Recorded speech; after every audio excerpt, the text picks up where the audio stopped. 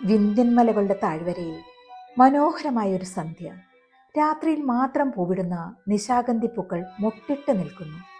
ദ്രാവിഡ രാജ്യത്തെ ധീരയായ രാജകുമാരി താടക പൂജാപുഷ്പങ്ങൾ ശേഖരിക്കാനായി കാട്ടിലെത്തി.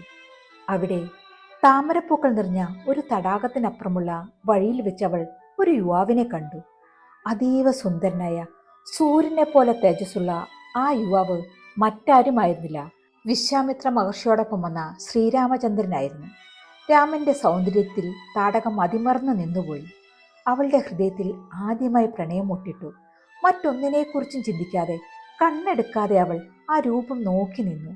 അപ്പോൾ രാമന്റെ കൂടെയുണ്ടായിരുന്ന വിശ്വാമിത്രൻ ചിരിച്ചുകൊണ്ട് പറഞ്ഞു, അവൾ താടകയാണ്, ഒരു രാക്ഷസി. ആ സമയത്ത് വടക്കുനിന്നുള്ള ആര്യന്മാർ ദക്ഷിണ ഭാരതത്തിലേക്ക് കടന്നു വരികയും ഇവിടുത്തെ രാജാക്കന്മാരെയും സംസ്കാരങ്ങളെയും തകർക്കുകയും ചെയ്തുകൊണ്ടിരിക്കുകയായിരുന്നു. ഈ കടന്നുകയറ്റത്തെ എതിർക്കാൻ ധൈര്യം കാണിച്ച ദ്രാവിഡ രാജകുമാരിയായിരുന്നു താടക. അതുകൊണ്ടാണ് ആര്യന്മാരുടെ പക്ഷത്തുള്ള മഹർഷിമാർ അവളെ നിശാചാരി എന്ന് വിളിച്ചത്. അന്ന് രാത്രി താടക പതിയെ രാമൻ ഉറങ്ങിക്കിടക്കുന്ന നദീതീരത്തെത്തി. കാൽ ചിലമ്പുകൾ പോലും ശബ്ദിക്കാതെ, ആരും കാണാതെ അവൾ രാമന്റെ അരികിൽ വന്നു. പ്രണയം കൊണ്ട് അവളുടെ മനസ്സ് നിറഞ്ഞിരുന്നു. അവൾ പതിയെ രാമന്റെ തോളിൽ കിടന്ന മുടിയിഴകളിലും കൈകളിലും തലോടി. ആദ്യമായുണ്ടായ ആ സ്പർശത്തിൽ രാമൻ ഉണർന്നു. രാമന്റെ കണ്ണുകൾ പ്രണയം കൊണ്ട് വിടർന്നു. താടകയുടെ കണ്ണുകളിൽ പ്രണയം മാത്രമല്ല, തൻ്റെ രാജ്യത്തോടുള്ള സ്നേഹവും ഉണ്ടായിരുന്നു.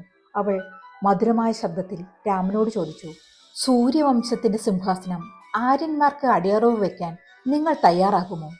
അവളുടെ ചോദ്യം പുറത്തു വന്നതും ചുറ്റും ഉറങ്ങിക്കിടന്ന മഹർഷിമാർ ഞെട്ടി ഉണർന്നു. യജ്ഞം നടക്കുന്ന സ്ഥലത്തു നിന്ന് വിശ്വാമിത്രന്റെ ഭയങ്കരമായ ശബ്ദം മുഴങ്ങി, വില്ലു കുലയ്ക്കൂ രാമ, ശരം തൊടുക്കൂ, കൊല്ലൂ, അവൾ താടകയാണ്, നിശാചാരി. താടകയുടെ ഹൃദയത്തിൽ പ്രണയത്തിന്റെ മാല ചാർത്തിയ അതേ രാമന്റെ അസ്ത്രത്താൽ അവളുടെ ജീവൻ പൊലിഞ്ഞു. പുത്രിയുടെ വേർപാടിൽ വിന്ധ്യൻ മല പോലും നിശ്ചലമായി ദുഃഖിച്ചു നിന്നു. പ്രണയത്തിന്റെയും രാജ്യസ്നേഹത്തിന്റെയും പോരാട്ടം ഒരു നിമിഷം കൊണ്ട് അവസാനിച്ചു.